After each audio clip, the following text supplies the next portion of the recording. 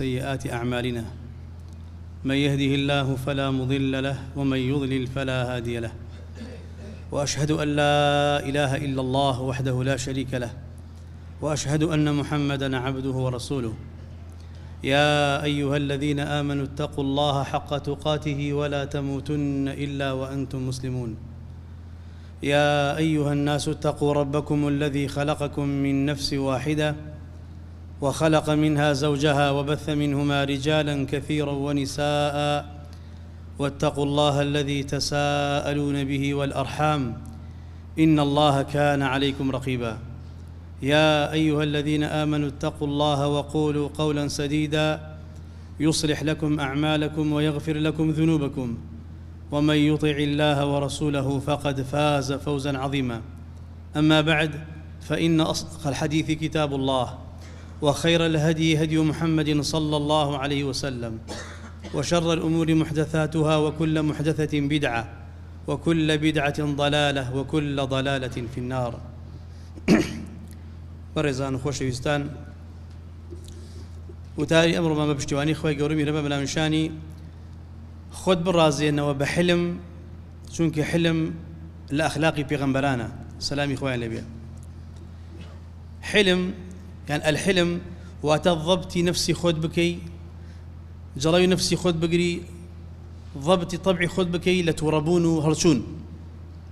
کەسێ بەرامبەرت جاهیلیە ئەنوێنێ خراپەیە دەکا تۆ خۆت ڕابگرە حەلیم بە لەسەر خۆ بە عەجەلە مەکە بۆ تۆڵە مەگەڕێ پەلەپەل مەکە مقابلی خراپە بە خراپە جواب مەدەرەوە بەڵکو کەسێکی لەسەر خۆ بە جواب مێ لەگەڵ جاهیلەکان و نەزانەکان بۆی ئیمانت جۆ خۆی مێنێ و توش گوناه نەبی و پلەپایە لای خوا بەرز بێت بە حلم مەقامی بەرزت دەست دەکەوێت لای خوای گەورەی میهرەبان ڕێزت لای خوای تەعالا زیاد دەبێت دەبێت کەسێکی خۆشەویست لای خوا پاشان لای بەندەکانی خوا حلم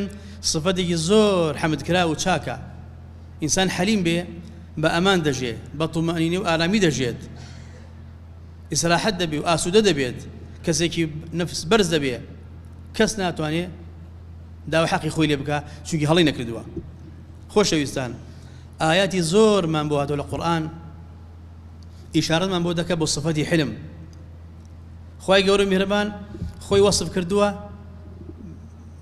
بە صفەتی حلم و ناو خۆشی ناوە بە حەلیم کاری الحەلیم ناوی خوایە و ئاياتی زۆرمان هەیە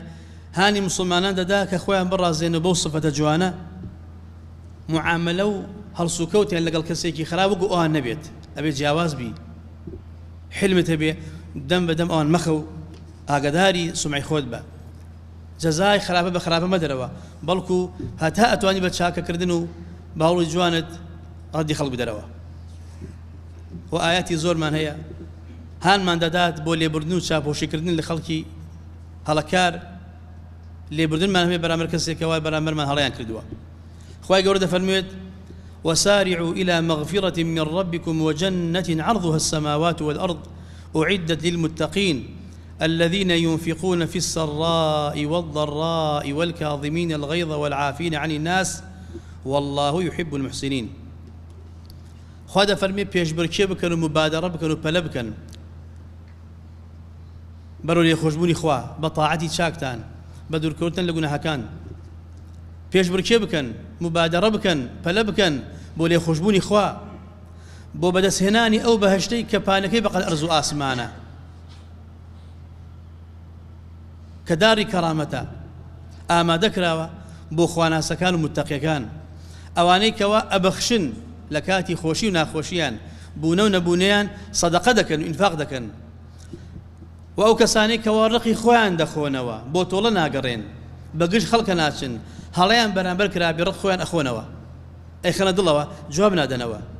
والعافین عن الناس ئەوانەشی کەوا لێبوردن لە ئاستی هەڵەی خەڵکی والله يحب المحسنين خوای گەورە میهرەبان چاکەکارانی خۆش دەوێت ئەمانە محسنن إمام ابن كثير رحمة الله عليه بدأ فرميه والكاظمين الغيظ والعافين عن الناس كن أوانك كتوربوني خويان بس الخلق نارجينن هلا يان برامبر كراوة قصي خراب برامبر نوتراوة طولي خويان نارجين نوا بل كدس أكشين نوا لبر خاطر خوا عفودك إنه ليبرنيان هي أمر صفاتي بيغمران بو سلامي خويا لبيه ببياوي صالح دكري أما كهالات برامبر كرابي وكمكري تو بيخي الدلوة دري نبري شابوشي لبكي إنسان خويا قولنا سورة أعراف آية الصوت ونوتنود فرمي خذ العفو وأمر بالعرف وأعرض عن الجاهلين عفو قبولك عفو وربقرا أمر بك بشاك كاري پشت بك لنا فهمكان كبرامبر هلا دكان وازين اللي بين بدم يعني مشو ودي سان خويا قولنا سورة فصلت فرمي ولا تستوي الحسنة ولا السيئة ادفع بالتي هي أحسن فإذا الذي بينك وبينه عداوة كأنه ولي حميم الآية ده فرمي شاكا وخرابنا بن بيك يكسان نين أو بران برد هلا يدكا بعفود بحلمد توردي بدروا معاملة جواني لقلبك أو خرابيك تو خرابي لقلبك أجر أوات شاك بي أو أنا شيء كدجمنتن خجالته بن الريك ده بن دوستي خود كسي برامر خرابيك تو عفود هبيه دم خيت دمي لي قري بخويا أشيتوا سرزنش أكريه أو ستماشاكي خوشويستي توجد الدلوا أو سبيت لا دجمناتي بيت دوستي خوشويستد اللي والله جابي نداموا خوينك الرفيقي من نهاتا آستي مستواي من ديال بياكي زور بالريزة أو صفاتي ولا دل أوجيه بيتوا علي كوري بطلحة فرمية ابن عباس تفسير ما تفرموي أمر الله المؤمنين بالصبر عند الغضب خواي قوري مهربان فرماني كلمة مسلمانان آرام ينهب لكاتي توربون دا والحلم عند الجهل كاتي الجهل نفامين برامبر أكريه جنيوان بي أدريه غالطان بي دكريه غلطان برامبر دكريه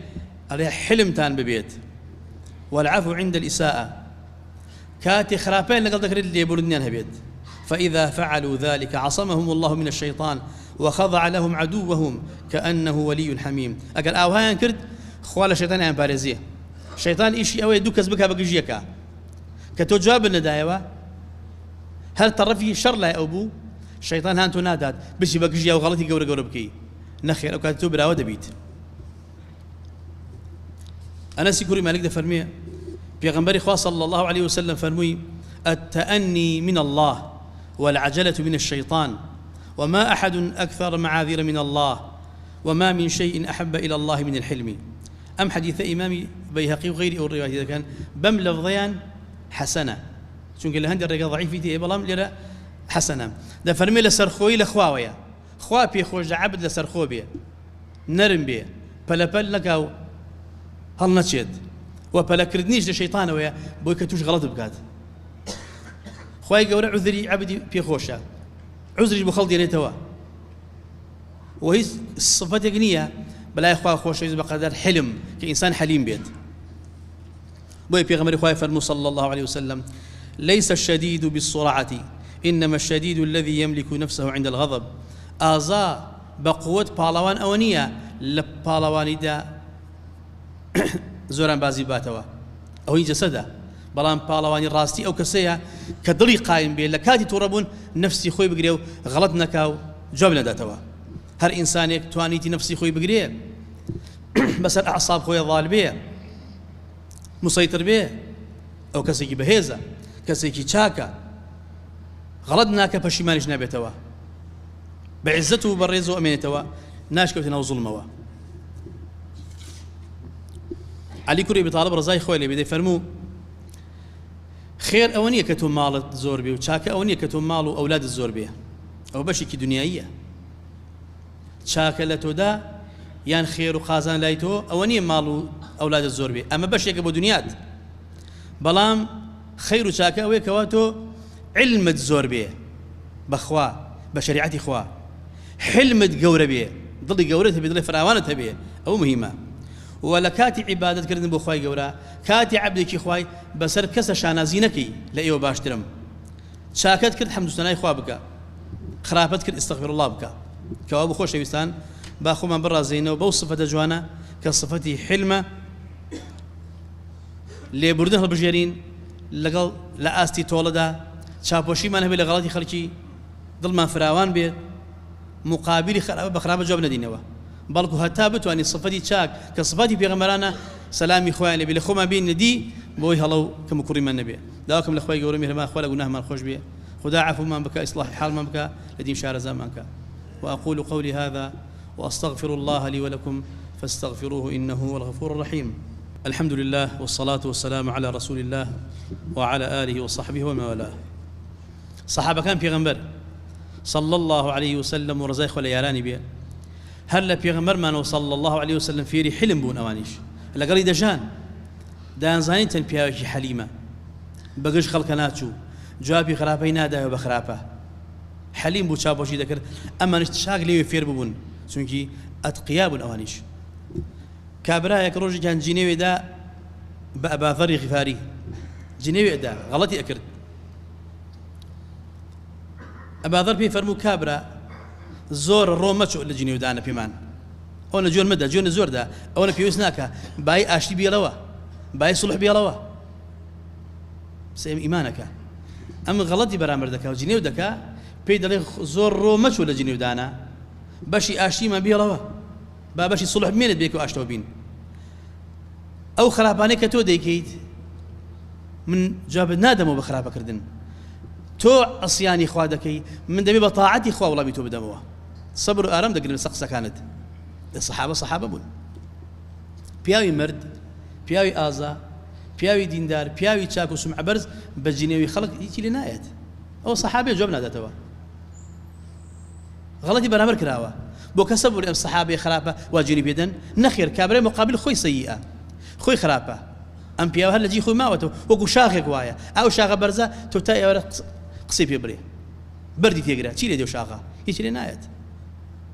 إنسان برز بجنيو دان وقصي غلط يجي بسر نايات الصحابي جواب نادا توا دجرنا وكابرايك هذا ولاي معاوية كوري أبو سفيان كانت خليفة برزا إخوالي بيه فرمي والله لتستقيمن بنا يا معاوية أو لنقومنك والله دبيان لقل من عدل بيوتشاق من بيت الريوة يا راستك ينوى بس ركديك قوروا بلي معاوية شي فرمو بشي راست مكيتوا ودي بدار دودي والله وابي بقصد انا كم مش راست بموا بشي راست مكيتوا بدار دودي كوابي بيوز بدارك انا خم راست بموا ايو دار بكارمين معاوية يكي ولا بالله وانا كان اسلام ام كابر اوي برام بريره او شبريه راست بموا شاكم من غلطان دجرنا وديسان كابرا جنيوي ده شعبي عالم بو يجي لا بياو قورك هاي تابعي قصي غلطي برام بركرت الشعبي فرموي إن كنت صادقا فغفر الله لي وإن كنت كاذبا فغفر الله لك أم قصانا بمني أريد كمن أوهام أقل قصان الراسطة يا أخوة أخوالي مخوش بيه ديار خراب مخوالي مخوش بيه أقل توش درودك أو صفتان لمنينية خوالي توش خوش بيت ما شي دلي كان أبو مانا شي إيماني كان بوا سان خواناز بونا الشيطان ظفري في نبردون دز بوا شيء إنه خلق بريجنو خلق آزار دان أجر أوانيك أيلي لمنا هاي خوالي خوش بيت أجر توش درودك خوالته خوش بيت تجي بهتان بمني أكيد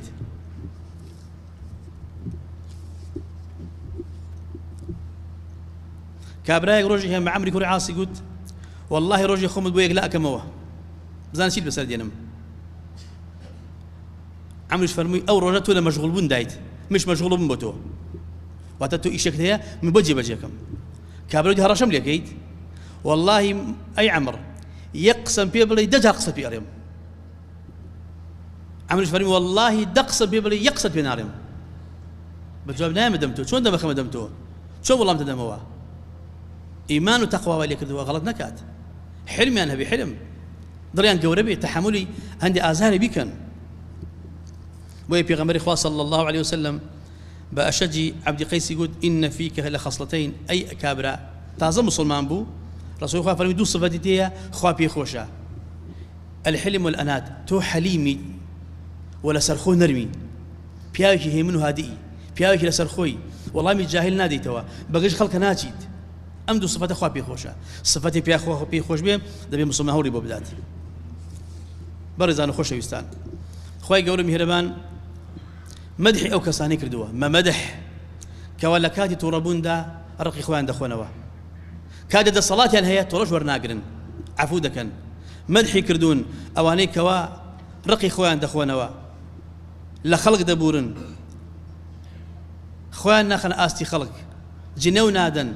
كردوين أشياء وناكن أمانة صفة إيمانته هي بوي بيوصل مسلمان كمسلمانة خلق داس الزباني أمين به خسيبك راس به خسيب باطل بو خويلي ببارزه داوكم لخوي جوري مهربان خوي لقناه كان ما خوش بعفو ما بكى إصلاح حال ما بكى يا ربي خوي لقناه ما نخوش بي